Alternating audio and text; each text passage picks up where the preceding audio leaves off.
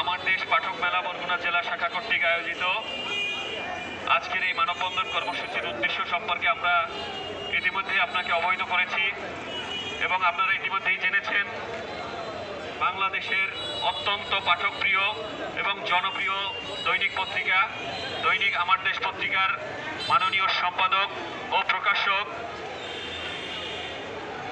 বাংলাদেশের 21 পদকপ্রাপ্ত সাংবাদিক এবং মানবাধিকার কর্মী,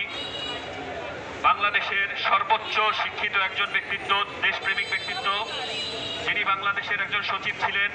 যিনি বাংলাদেশের সরকারের একজন উপদেষ্টা ছিলেন, জ্বালানি ও খনিজ সম্পদ উপদেষ্টা ছিলেন। তার বিরুদ্ধে আওয়ামী লীগের দোসর, পাচারকারী, অর্থ লোপাটকারী মেঘনা গ্রুপের চেয়ারম্যান মোস্তফা কামাল একটি মানহানির মামলা দায়ের করেছে। এই মামলাটি এই সময়ে অত্যন্ত গুরুত্বপূর্ণ তাৎপর্য বহন করে। দেশকে যারা অস্থিতিশীল করতে চায়, দেশকে যারা ভারতের দাবেদারিতে পরিণত করতে চায়, যারা বাংলাদেশের অর্থ বিদেশে পাচার করতে চায়, এই ধরনের লোকজন সম্মিলিতভাবে দেশকে একটি অস্থিতিশীল পরিবেশের মধ্যে ফেলে দেওয়ার জন্য এই ধরনের দেশপ্রেমিক ব্যক্তিদের বিরুদ্ধে মামলা করছে।